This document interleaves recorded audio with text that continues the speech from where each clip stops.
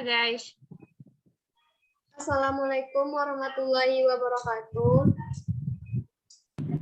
Kami dari kelompok 11 yang akan membahas tentang materi lanjutan tentang kriteria ketuntasan minimal atau disebut juga dengan KKM. Di mana anggota kelompok ini beranggotakan 3 orang. Yang pertama yaitu saya sendiri, Novi Rahmatullah, dengan NIM 200310022. Yang kedua yaitu Dini Puspi Wulandari dengan NIM 200316061. Yang ketiga yaitu Rofi Permatasari dengan NIM 2003100.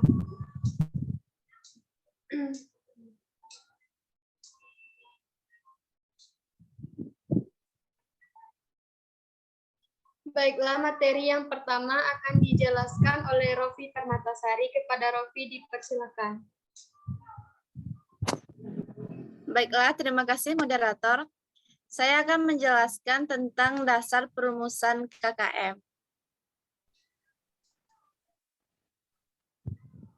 Dalam menghitung KKM, satuan pendidikan harus merumuskannya secara bersama antara kepala sekolah, pendidik, dan tenaga kependidikan lainnya.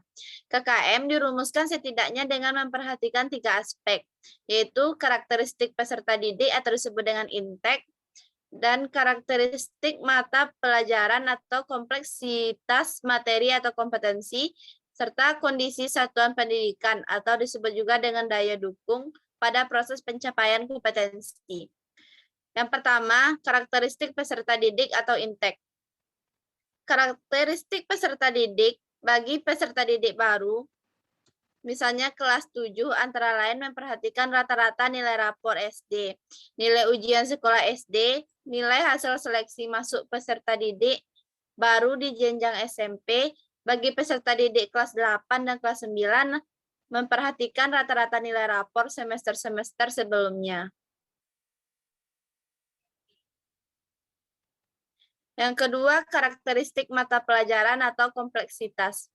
Karakteristik mata pelajaran adalah tingkat kesulitan dari masing-masing mata pelajaran yang dapat ditetapkan antara lain melalui expert judgment guru mata pelajaran melalui forum musyawarah guru mata pelajaran atau MGMP tingkat sekolah dengan memperhatikan hasil analisis jumlah KD, kedalaman KD, keluasan KD, serta perlu tidaknya pengetahuan prasyarat. Yang ketiga, kondisi satuan pendidikan atau daya dukung. Kondisi satuan pendidikan meliputi antara lain yang pertama, kompetensi pendidik atau nilai UKG. Yang kedua, jumlah peserta didik dalam satu kelas. Yang ketiga, predikat akreditasi sekolah. Dan yang keempat, kelayakan sarana prasarana sekolah.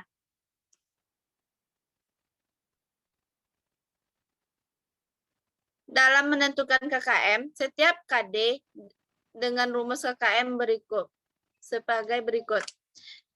KKM per KD sama dengan jumlah total setiap aspek. Di mana jumlah total aspek, misalnya aspek daya dukung mendapat nilai 90, aspek kompleksitas mendapat nilai 70, aspek intek mendapat skor 65.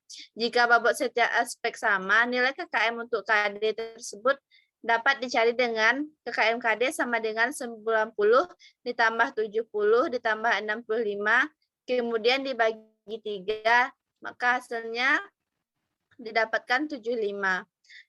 Dalam menentukan nilai KKM KD, pendidik atau satuan pendidikan dapat juga memberikan bobot berbeda untuk masing-masing aspek. Menentukan KKM setiap mata pelajaran dengan rumus KKM berikut.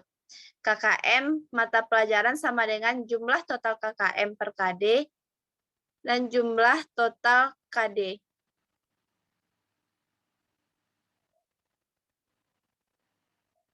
Saya kembalikan kepada moderator.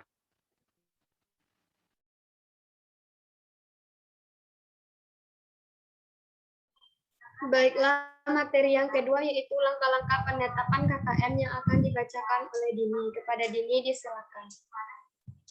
Baik, terima kasih Pak moderator.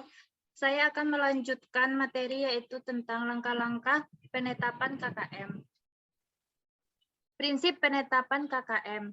Penetapan kriteria ketuntasan minimal perlu mempertimbangkan beberapa ketentuan sebagai berikut. Penetapan KKM merupakan kegiatan pengambilan keputusan yang dapat dilakukan melalui metode kualitatif dan atau kuantitatif. Metode kualitatif dapat dilakukan melalui professional judgment oleh pendidik dengan mempertimbangkan kemampuan akademik dan pengalaman pendidik mengajar mata pelajaran di sekolahnya, sedangkan metode kualitatif dilakukan dengan rentang angka yang disepakati sesuai dengan penetapan kriteria yang ditentukan. Yang kedua, penetapan nilai kriteria ketuntasan minimal dilakukan melalui analisis ketuntasan belajar minimal pada setiap indikator dengan memperhatikan kompleksitas, daya dukung, dan indeks peserta didik untuk mencapai ketuntasan kompetensi dasar dan standar kompetensi. 3. Pada setiap indikator atau kompetensi dasar dimungkinkan adanya perbedaan nilai ketuntasan minimal. Yang keempat, kriteria ketuntasan minimal setiap kompetensi dasar atau KD merupakan rata-rata dari indikator yang terdapat dalam kompetensi dasar tersebut. Peserta didik dinyatakan telah mencapai ketuntasan belajar untuk KD tertentu apabila yang bersangkutan telah mencapai ketuntasan belajar minimal yang telah ditetapkan untuk seluruh indikator pada KD tersebut. Yang kelima, kriteria ketuntasan minimal setiap standar kompetensi atau SK merupakan rata-rata KKM kompetensi dasar yang terdapat dalam SK tersebut. Yang keenam, kriteria ketuntasan minimal mata pelajaran merupakan rata-rata dari semua KKM SK yang terdapat dalam satu semester atau 1 tahun pembelajaran dan dicantumkan di dalam laporan hasil belajar atau LHB peserta didik. Yang ketujuh yaitu indikator merupakan acuan atau rujukan bagi pendidik untuk membuat soal-soal ulangan baik ulangan harian, ulangan tengah semester maupun ulangan akhir semester.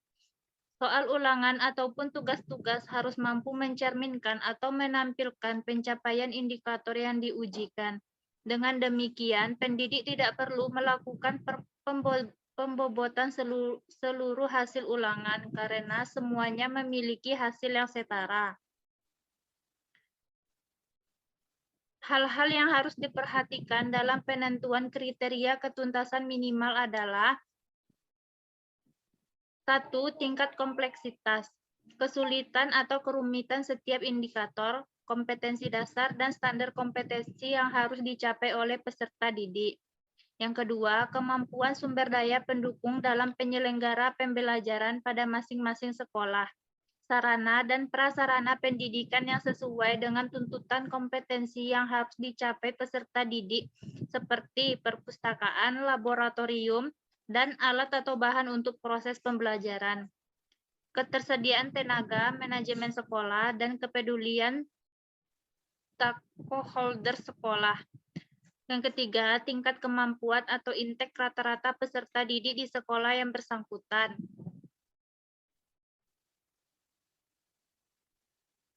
Langkah-langkah penetapan KKM. Yang pertama yaitu guru atau kelompok guru menetapkan KKM mata pelajaran dengan mempertimbangkan 3 aspek kriteria yaitu kompleksitas, daya pendukung, dan indeks peserta didik. Yang kedua, hasil penetapan KKM indikator berlanjut pada KD, SK, hingga KKM mata pelajaran.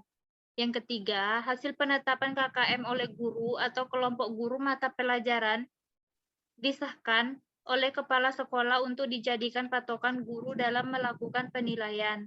Yang keempat, KKM yang ditetapkan disosialisasikan kepada pihak-pihak yang berkepentingan, yaitu peserta didik, orang tua, dan dinas pendidikan. Yang kelima, KKM dicantumkan dalam LHB pada saat hasil penilaian dilaporkan kepada orang tua atau wali peserta didik. Sekian dari saya kembalikan kepada moderator.